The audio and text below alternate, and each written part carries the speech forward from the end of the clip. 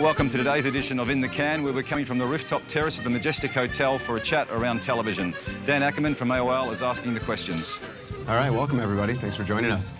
I guess the first question is, do we see the worlds colliding and digital taking a stronger role in the practices and the way that media or video is bought and sold? Or do you think the legacy television approach of targeting and measurement will drive the ecosystem? We're seeing kind of the powers of digital be applied to television, but I think that the one missing piece that we're starting to see as television heads down the route of being traded programmatically is we're losing, I suppose, the art of television buying. And so often now the conversation is based on one metric, and often that's price.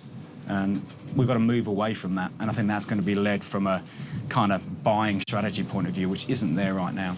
I think it's interesting as you talk about sort of the art of buying. I think what I'm seeing is that there is kind of a fundamental two clear objectives that are coming out of digital, which is the role of recency and delivering the right message to the right consumer at the right time and more precision coming out of that. But then also these big tentpole, how do we leverage context and really important moments that are happening?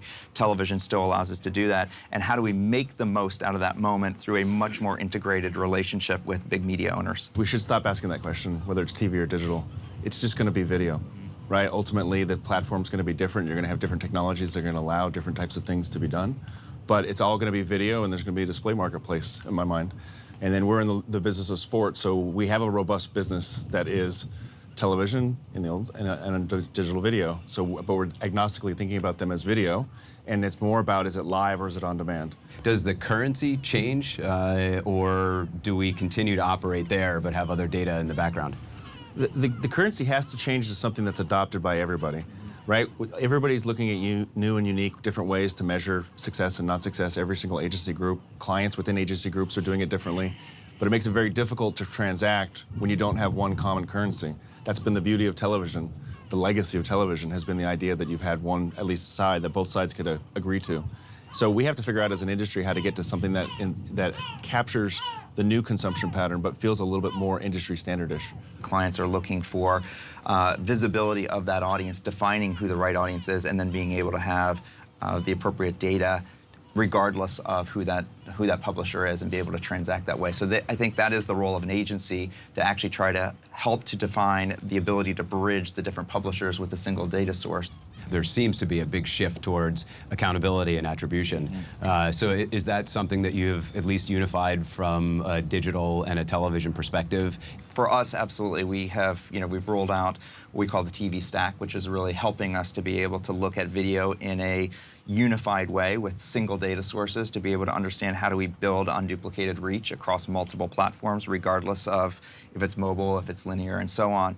That's really helping clients be able to feel very confident about being able to move dollars across different platforms. Going back to the currency question, now that you're able to measure and demonstrate, the ROI impact and the value there, does that translate into increased CPMs on the age gender? I'd love to see increased CPMs.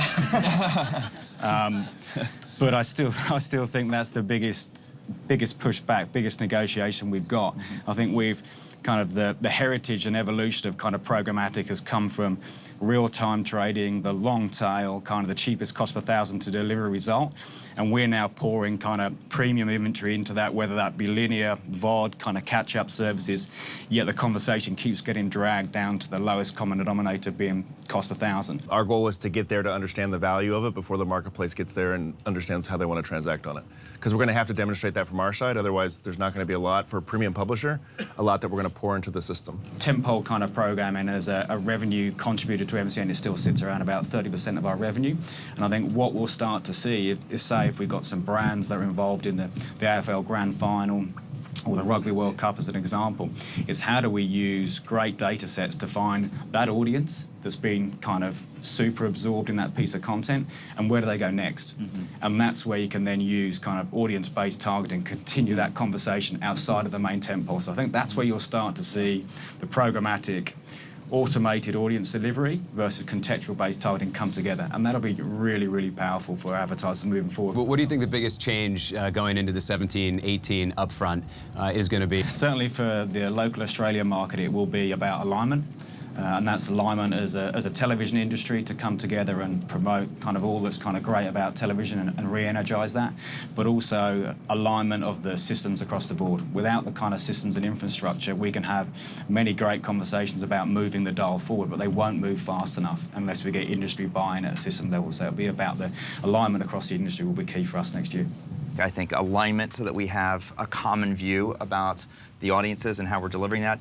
I think the other big conversation that's going to happen, and whether or not it happens in an upfront format or it's going to happen prior to that, is getting to quality content. Making sure that we've got fit-for-purpose content that's being delivered in the right context, in the right platforms. And I think that's the biggest issue that's holding clients back right now, is they understand the value of going cross-screen. The question is, do they have the right content to be able to engage consumers effectively? Great. Thank you, everybody. Really appreciate everyone being here. And to these panelists, give them a round of applause. Thank you.